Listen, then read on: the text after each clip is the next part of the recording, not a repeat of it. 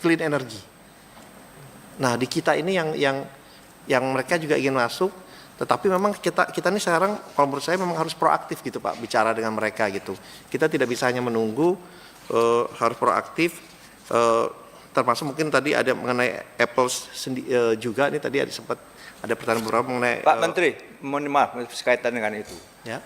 Kalau mau itu monopoli listrik harus segera diputus. Itu aja jawabnya. Selama itu PLN masih monopoli, nggak mungkin kita masuk. Sebagaimana betul Vietnam sekarang ada berapa belas kawasan industri dengan basis energi baru terbarukan. Saya kira jawabannya salah satunya itu.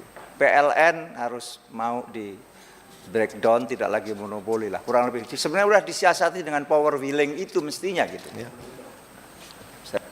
Nyambung aja. Ya, betul sekali pimpinan. Terima kasih atas masukannya. Tadi mengenai Apple tadi soalnya ada 2-3 kali disinggung mengenai Apple ini. Memang terus terang investasi mereka tuh masih kecil di kita, sangat kecil.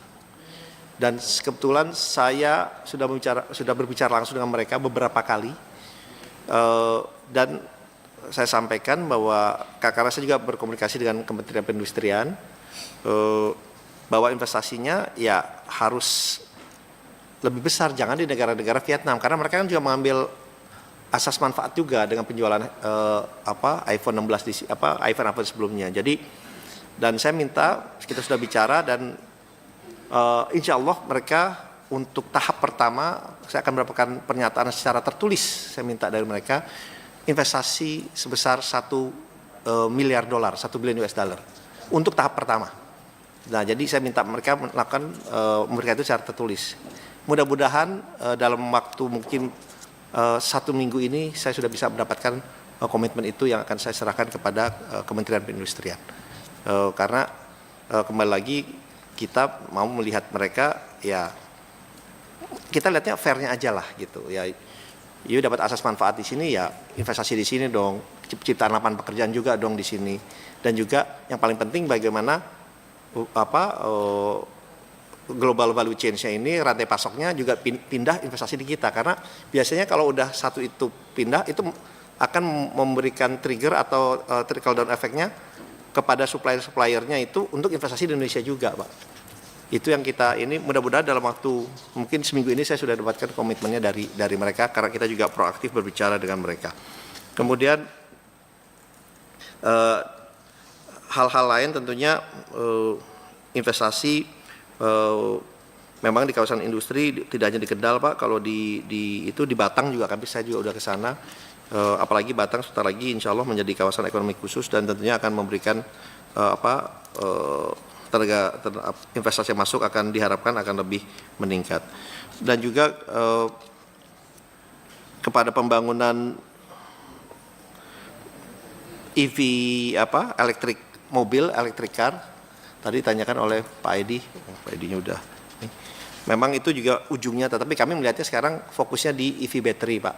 Karena kalau baterai ini kita bisa ekspor ke banyak negara gitu, bisa dipergunakan oleh banyak industri mobil listrik untuk mempergunakan baterai berbasis nikel. Nah, memang kita juga, saya mendapatkan masukan juga, harga nikel juga mesti stabil juga gitu Pak. Kalau harga terlalu tinggi, mereka tuh bisa beralih lebih ke yang bukan berbasis nikel. Jadi itu juga yang mereka mendapatkan masukan, yang kita mendapatkan masukan dari mereka. Dan pada intinya, ya kami dari Kementerian Investasi ini Pak, tentunya sangat mengapresiasi dan berterima kasih atas masukan-masukan yang diberikan kepada kami, terutama mengenai hilirisasi. Ini adalah tugas besar yang diberikan kepada kami, karena hilirisasi ini menyangkut kembali lagi tidak hanya mineral. Kita justru ingin mendorong juga dari bidang kelautan, contohnya rumput laut akan kami dorong Pak menjadi program prioritas. Ya, kelapa sawit tentunya kita lebih dorong lagi supaya menjadi industrialisasi, dan yang paling penting juga adalah yang berbasis perkebunan dan juga pertanian. Sebetulnya ini adalah nilai tambah dan ujungnya adalah industrialisasi, dan yang paling penting bagaimana kita terus bisa menciptakan lapangan pekerjaan yang berkualitas dan juga yang baik Pak. Dan tentunya beberapa hal yang menjadi catatan kami akan kami sampaikan secara tertulis, dan ini adalah perkenalan pertama, tetapi saya merasa terima kasih, semangatnya begitu tinggi dari Bapak-Bapak, Ibu-Ibu Dewan yang terhormat, sehingga ini juga kami catat semua, dan kedepannya kami sangat terbuka untuk bisa mendapatkan terus masukan dari Bapak Ibu anggota Dewan yang terhormat, sehingga apa yang dicanangkan oleh Bapak Presiden untuk mencapai pertumbuhan 8%, kita yakin insya Allah itu bisa tercapai apabila kita bersama-sama selalu bersinergi.